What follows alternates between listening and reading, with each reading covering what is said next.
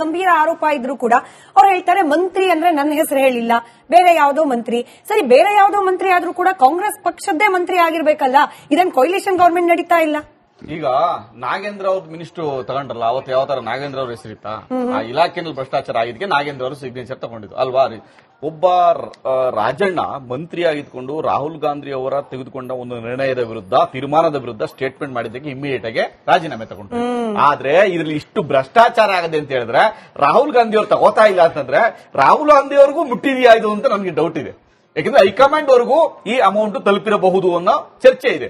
ಯಾಕೆಂದ್ರೆ ಬೇರೆ ಬೇರೆ ಕಾರಣಕ್ಕೋಸ್ಕರ, ಚುನಾವಣೆಗಳಿಗೋಸ್ಕರ ಈ ಹಣವನ್ನ ವರ್ಗಾವಣೆ ಮಾಡೋ ಕಾರಣಕ್ಕೋಸ್ಕರ ಹೈಕಮಾಂಡ್ ಸುಮ್ಮನೆ ಇದೆ. ಯಾಕಂದ್ರೆ ಈಗ ಆಲ್ರೆಡಿ ಖರ್ಗೆ ಅವ್ರಿಗೆ ಈ ಕಂಪ್ಲೇಂಟ್ ಹೋಗಿದೆ, ರಾಹುಲ್ ಗಾಂಧಿ ಅವರು ಗಮನಕ್ಕೆ ಬಂದಿರ್ತದೆ, ಆದ್ರೂ ಕೂಡ ನೀವು ಅವ್ರ ಮೇಲೆ ಆಕ್ಷನ್ ತಗೋತಾರ ಅಂತಂದ್ರೆ ಇದರಲ್ಲಿ ಪಾತ್ರ ಮೇ ಬಿ ಹೈಕಮಾಂಡ್ ಇನ್ಕ್ಲೂಡಿಂಗ್ ಸಿದ್ದರಾಮಯ್ಯನವರ ಒಳಗೊಂಡಂತೆ ಹೈಕಮಾಂಡ್ಗೂ ಕೂಡ ಅಮೌಂಟ್ ತಲುಪಿರೋ ಕಾರಣಕ್ಕೋಸ್ಕರ ಅವ್ರ ಮೇಲೆ ಯಾವ ಆಕ್ಷನ್ ಆಗಿಲ್ಲ ಅಂತ ನಾನು ಭಾವನೆ. ಅಲ್ಲ, ಈಗ ಲಕ್ಷ್ಮೀನಾರಾಯಣ ಅವ್ರದ್ದು ನಾನು ಇಂಟರ್ವ್ಯೂ ನೋಡ್ತಾ ಇದ್ದೆ, correct me sir if you wrong.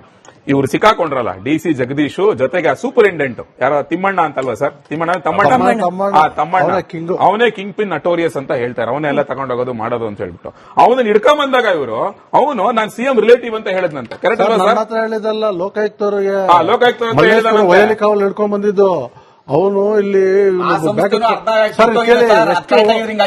ಎಷ್ಟು ಅಲರ್ಟ್ ಆಗಿ ಸರ್, ಅದು ಆಮೇಲೆ ಮಾತಾಡಿರಿ. ಒಂದ್ ಸಬ್ಜೆಕ್ಟ್ ನೀವು ಡೈವರ್ಟ್ ಮಾಡಕ್ ಹೋಗ್ಬಿಡಿ ಸರ್. ಇಲ್ಲಿ ಇವನು ಕೆಳಗಡೆ ಕೊಟ್ಟು ಫಸ್ಟ್ ಫ್ಲೋರ್ ಅಲ್ಲಿ ಇದ್ದಿದ್ದು ಇಳಿದು ಹಿಂಗ್ ಹೋಗೋದ್ರಲ್ಲಿ ಇವನು ಚೇಂಬರ್ ಅಲ್ಲಿ ಇರ್ತಾನಂತ. ಅವ್ನ ಹಿಂದೆ ನಾವು ಬಂದ್ವಿ, ಲೋಕಾಯುಕ್ತ ಅವರೆಲ್ಲ ಕುಂತಾರ, ಅವ್ರಿಗೆ ಗೊತ್ತಾಗ್ಲಿಲ್ಲ.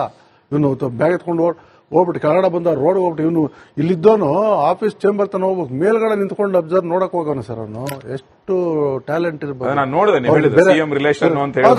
ಹತ್ರ ಹೇಳಿದಾನೆ, ಅವ್ರ ಹತ್ರ ಹೇಳಿ, ನಮ್ಮ ಹತ್ರ ಹೇಳಿಲ್ಲ. ಆಮೇಲೆ ಇನ್ನೊಂದು ನಮ್ದು ಬ್ರಿವರಿ ಇದೆ, ಅವರು ಅವ್ರ ವೈಫ್ ಅವ್ರ ಮಗನ್ ಕರ್ಕೊಂಡು, ಮಗನಿಗೆ ಒಂದು ಬ್ರಿವರಿ ನಮ್ದೇ ಒಂದು ಬಾಡಿಗೆ ಕೊಟ್ಟಿದ್ದೀನಿ ಮೀನಾಕ್ಷಿ ಮಾಲತ್ತ, ಅದನ್ನ ಪರ್ಚೇಸಿಂಗ್ ಮಾಡಕ್ ಬಂದಿದ್ದಾನೆ ಸರ್. ಅವ್ರ ವೈಫ್ ನಾನು ಅವ್ರ ಹತ್ರ ಹೇಳ್ತಾ ಇರ್ತಾರೆ, ನಮ್ಗೆ ಹಂಗ್ ರಿಲೇಟಿವ್ ಹಿಂಗ್ ರಿಲೇಟಿವ್ ಅಂತ. ಲೋಕಾಯುಕ್ತ ಹತ್ರ ಹೇಳಿರೋದು? ಲೋಕಾಯುಕ್ತ ಹತ್ರ ಅಲ್ಲ, ನಮ್ದು ಯಾವ್ದೋ ಬ್ರಿವರಿ ಪರ್ಚೇಸ್ ನಾನೊಂದು ಬಾಡಿಗೆ ಕೊಟ್ಟಿದ್ದೀನಿ, ಅವ್ರ ಹತ್ರ ಪರ್ಚೇಸ್ ಮಾಡಕ್ ಬಂದಿದ್ದಾನೆ. ಅದು ನಿಂತೋಗಿ ಸ್ಟಾರ್ಟ್ ಆಗಿಲ್ಲ. ಸಮೀವುಲ್ಲಾ ಸರ್, ನೀವ್ ಎತ್ತಿದ ಪ್ರಶ್ನೆಯನ್ನೇ ನಾನು ಮೋಹನ್ ವಿಶ್ವ ಅವ್ರಿಗೂ ಕೇಳಬೇಕು, ಇಲ್ಲಿಂದಾನೇ ಪ್ರಾರಂಭ ಮಾಡ್ತೀನಿ. ಇದು ಸೀರಿಯಸ್ ಇಶ್ಯೂ ಅಂತ ಹೇಳಿ ವಿರೋಧ ಪಕ್ಷಕ್ಕೂ ಅನಿಸ್ತಾ ಇಲ್ವಾ? ಅಂದ್ರೆ ಯೋಚನೆ ಮಾಡ್ತಿದಾರಂತೆ, ಅಹೋರಾತ್ರಿ ಧರಣಿ ಮಾಡ್ಬೇಕಾ ಬೇಡವಾ, ಅದ್ರ ಬಗ್ಗೆ ನಾವು ನಿರ್ಧಾರ ತೆಗೆದುಕೊಳ್ತೀವಿ. ಆಯ್ತು, ಪ್ರತಿಭಟನೆ ಮಾಡಿದ್ರು, ಗಾಂಧಿ ಪ್ರತಿಮೆ ಮುಂದೆ ನಿಂತ್ಕೊಂಡು, ಒಂದ್ ಕಡೆ ರಾಜ್ಯಪಾಲರ ವಿಚಾರನೂ ತಗೊಂಡ್ರು, ಈ ಕಡೆ ಅಬಕಾರಿ ವಿಚಾರನೂ ತಗೊಂಡ್ರು. ನಾನು ನಿನ್ನೆ ಹೇಳಿದ್ದೆ ಮಾತನ್ನ ಮತ್ತೆ ಪ್ರಸ್ತಾಪ ಮಾಡ್ತೀನಿ ಸರ್. ಒಂದ್ ಕಾಲ ಆಯ್ತು ಯಡಿಯೂರಪ್ಪನವ್ರು ಗುಡುಗಿದ್ರೆ ವಿಧಾನಸೌಧ ನಡಗುತ್ತೆ ಅಂತ, ನಡಗಿಸ್ತಿಲ್ಲ ವಿರೋಧ ಪಕ್ಷ ಬಿಜೆಪಿ ಇವಾಗ. ಕರೆಕ್ಟ್, ಇದನ್ನೇ ನಾನು ಹೇಳಕ್ ಹೊರಟಿದ್ದು. ಒಂದು, ಈಗ ವಿಶ್ವ ಅವರು ಇಲ್ಲಿ ಹೇಳ್ತಾ ಇದ್ರು ಹಂಗ್ ಮಾಡ್ಬೇಕು, ಇದ್ ಮಾಡ್ಬೇಕು, ನೀವ್ ಹೇಳ್ತಿದ್ರಿ ಇದಕ್ ಕೊನೆ ಯಾವಾಗ ಅಂತ ಕೇಳ್ತಿದ್ರಿ. ಅಂದ್ರೆ ಇದನ್ನ ಒಂದು ತಾರ್ಕಿಕವಾದ ಅಂತ್ಯಕ್ಕೆ ತೆಗೆದುಕೊಂಡು ಹೋಗುವಂತೆ ಸಂಸದೀಯ ಕಲಾಪಗಳಲ್ಲಿ ಸ್ಟ್ರಾಟಜಿಗಳನ್ನು ರೂಪಿಸುವ ಜವಾಬ್ದಾರಿ ಪ್ರತಿಪಕ್ಷಗಳ ಮೇಲಿರುತ್ತೆ. ಅಂದ್ರೆ ಸ್ಟೇಟ್ಮೆಂಟು ಅಥವಾ ಅಧಿವೇಶನದಲ್ಲಿ ಚರ್ಚೆ ಇದಷ್ಟೇ ಸಾಕಾಗಲ್ಲ.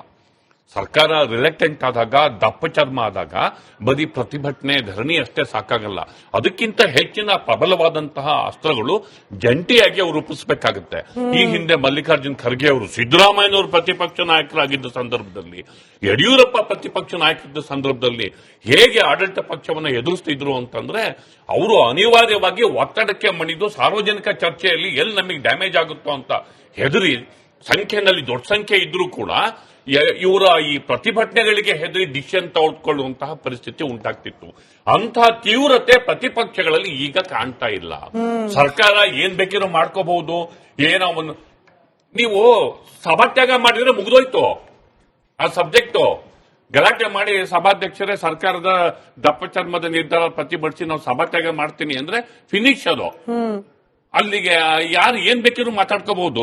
ರೂಲಿಂಗ್ ಪಾರ್ಟಿಯಿಂದ ಸಬ್ಜೆಕ್ಟ್ ಅಪೋಸಿಷನ್ ಹೆಗಲ ಮೇಲೆ ಬಂದ್ಬಿಡುತ್ತೆ, ಸಭಾತ್ಯಾಗ ಮಾಡಿದ್ರು ಅಂತ ಇಷ್ಟೇ ಅಂತ ಅಲ್ವಾ. ಇಷ್ಟು ದೊಡ್ಡ ಇಶ್ಯೂ, ಒಂದು ದೊಡ್ಡ ಈಗ ಈಶ್ವರಪ್ಪ ಅವ್ರ ಕೇಸು ಏನಾಯ್ತು, ಜಾರ್ಜ್ ಅವ್ರ ಕೇಸು ನೀವೇ ಹ್ಯಾಂಡಲ್ ಮಾಡಿದ್ರಿ, ಏನಾಯ್ತು? ಅದೇ ತರ ಇಲ್ಲಿ ಯಾಕಾಗ್ತಾ ಇಲ್ಲ? ಯಾಕಾಗ್ತಾ ಇಲ್ಲ? ಜಾರ್ಜ್ ಕೇಸಲ್ಲಿ ಏನಿತ್ತು? ರಾಜೀನಾಮೆ ಕೊಟ್ರು, ಮತ್ತೆ ಆಮೇಲೆ ಬಂದ್ರು, ಮತ್ತೆ ಇವರು ಆರೋಪ ಇಲ್ಲ ಅಂದ್ರೆ ಬರ್ಲಿ ಬಿಡಿ.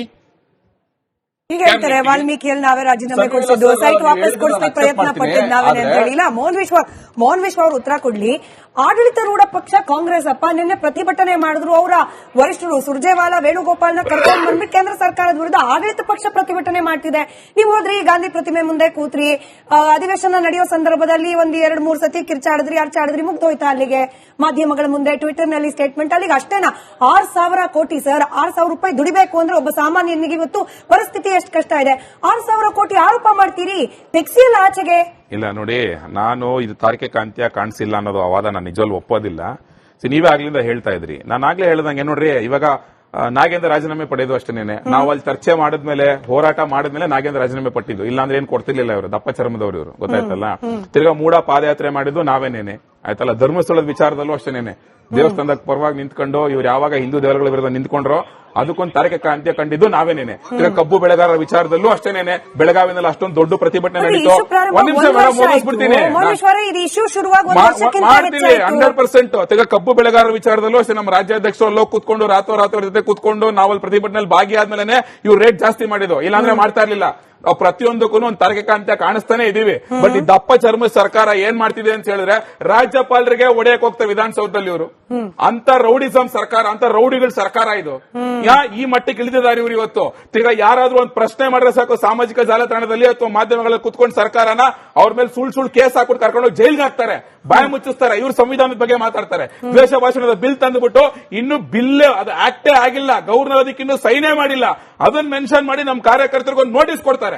ಸೊ ಈ ಮಟ್ಟದ ಒಂದು ಅಚಾತುರ್ಯ ಮಾಡ್ಕೊಂಡು, ಈ ಮಟ್ಟದ ಒಂದು ರೌಡಿಸಂ ಮಾಡ್ಕೊಂಡಿರಂತ ಈ ಸರ್ಕಾರದ ವಿರುದ್ಧ ನೀವು ಇನ್ನೇನ್ ಮಾಡ್ತೀರಾ? ನೀವು ಇವಾಗ ಹಂಗೆ ಮಾಡ್ತಾರೆ ಸಮೀಲ್ಲ ಸರ್.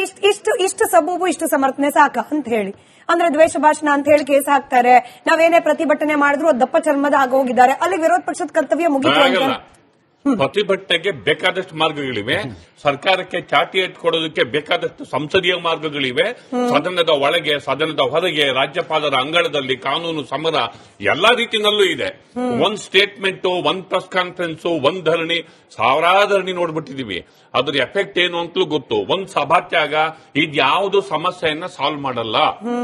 ಇದಕ್ಕೆ ಹೊರತಾಗಿ ಇಂತಹ ವಿಚಾರ ಬಂದಾಗ ಇದಕ್ಕೆ ಸ್ಪೆಷಲ್ ಟ್ರೀಟ್ಮೆಂಟ್ ಅಗತ್ಯ ಇದೆ. Like what sir? ಈ ವಿಚಾರದಲ್ಲಿ ಸರ್ಕಾರ ಖಚಿತವಾದ ತೀರ್ಮಾನ ಕೈಗೊಳ್ಳುವವರೆಗೂ ಧರಣಿ ಕುತ್ಕೋಬಹುದು, ಡೇ ಅಂಡ್ ನೈಟ್ ಧರಣಿ ಕುತ್ಕೋಬಹುದು. ಇನ್ನು ಇದೆಯಲ್ಲ ಸರ್, ಇನ್ನು 3 ದಿವಸ ಇದೆ, ಇರಿ, ನಾಳೆ ಇದೆ, ನಾಡಿದ್ದಿದೆ.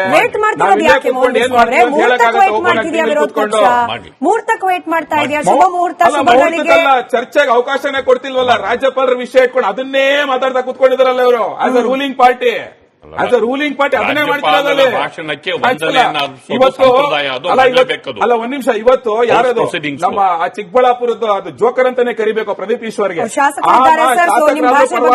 ನೋ ಪ್ರಾಬ್ಲಮ್ ನನಗೆ. ಅವರಲ್ಲಿ ಕುತ್ಕೊಂಡು ಏನೇನೋ ಮಾತಾಡ್ತಾರೆ, ಅಂತವ್ರಿಗೆ ಅವಕಾಶ ಕೊಡ್ತಾರೆ ಮಾತಾಡೋದಕ್ಕೆ. ಏನೋ ಕನ್ಸ್ ಬಿದ್ದಿತ್ತಂತೆ, ನನ್ನ ಕನ್ಸಲ್ ಹಿಂಗಂತೆ, ಅವ್ರ ಕನ್ಸಲ್ ಹಿಂಗಂತೆ ಅಂತ ಹೇಳ್ಬಿಟ್ಟು ಆತರ ಯೂಸ್ಲೆಸ್ ಇರೋಂಥವ್ರಿಗೆಲ್ಲ ಸಮಯ ಕೊಡ್ತಾರೆ. ಈ ತರ ಒಂದು ವಿಷಯ ಅಂತ ಬಂದಾಗ ಮಾತಾಡೋದಕ್ಕೆ ಏನು ಮಾಡೋದಿಲ್ಲ. ಆಯ್ತು ಪ್ರದೀಪ್ ಅವರೇ, ನೀವು ಕೂಡ ಮೂಡಾ ಕೇಸಲ್ಲಿ ಸಾಕಷ್ಟು ಹೋರಾಟ ಕಾನೂನಾತ್ಮಕವಾಗಿ ಮಾಡಿದ್ರಿ. ಇವತ್ತಾದ ಬೆಳವಣಿಗೆ ನೋಡಿ, ಮುಖ್ಯಮಂತ್ರಿಗಳೇ ಕಲ್ಪ್ರಿಟ್ಟು, ಅವ್ರ ಇನ್ವಾಲ್ವ್ಮೆಂಟ್ ಇಂದಾನೇ ಸೈಟ್ಗಳು ಎಕ್ಸೆಟ್ರಾ ಎಕ್ಸೆಟ್ರಾ ಆರೋಪ. ಇವತ್ತು ಲೋಕಾಯುಕ್ತ ಬಿ ರಿಪೋರ್ಟ್ ವಿಚಾರ ಕೋರ್ಟ್ನಿಂದ ಏನ್ ತೀರ್ಪು ಬಂತು ನೋಡಿದ್ವಿ. ಅಂದ್ರೆ ಒಂದು ಲಾಜಿಕಲ್ ಎಂಡ್ಗೆ ವಿರೋಧ ಪಕ್ಷಗಳು ಅಥವಾ ವೈಯಕ್ತಿಕವಾಗಿ ನಡೀತಿರುವ ಹೋರಾಟಗಳು ಹೋಗ್ತಿಲ್ಲ ಅನ್ನೋದು ಕಣ್ಣಿಗೆ ಕಾಣ್ತಾ ಇದೆ. ಆರೋಪಗಳು ದೊಡ್ಡದಾಗಿ ಬರುತ್ತೆ, ಬಟ್ ಆರೋಪ ಸಾಬೀತಾಗೋ ತನಕ ಆ ಜೋಶು, ಅಲ್ಲಿ ತನಕ ತೆಗೆದುಕೊಂಡು ಹೋಗೋ ಛಾತಿ ಉಳಿದಿಲ್ಲ ವಿರೋಧ ಪಕ್ಷದಲ್ಲಿ ಅಂತ. ಈಗ ಮೂಡ ಪ್ರಕರಣದಲ್ಲಿ ಏನಾಗಿದೆ, ನಾನು ಯಾವ ಮಟ್ಟಕ್ಕೆ ಹೋರಾಟ ಮಾಡಿದ್ವಿ, ಅಲ್ಲಿ ಅಧಿಕಾರಿಗಳು ಯಾವ ರೀತಿ ಮಾಡಿದ್ರು ಎಲ್ಲವೂ ಗೊತ್ತಿದೆ.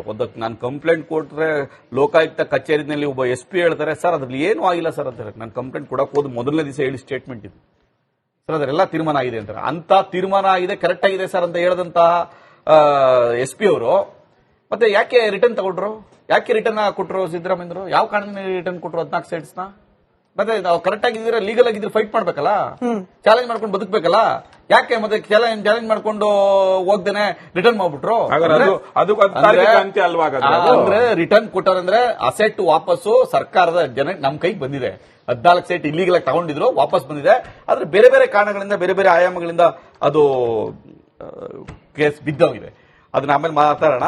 ಆದ್ರೆ ನಾನು ಇಲ್ಲಿ ಈ ಲೋಕಾಯುಕ್ತ ಸಂಸ್ಥೆ ಬಗ್ಗೆ ನಾನು ಕೇಳಿದ್ರೆ, ಏನು ಹೋರಾಟ ಮಾಡ್ತಾವ್ರಲ್ಲ, ಲೋಕಾಯುಕ್ತ ಸಂಸ್ಥೆನಲ್ಲೇ ಭ್ರಷ್ಟಾಚಾರ ನಡೀತಿದೆ, ಅದ್ರೇನು ಡೌಟೇ ಬೇಡ.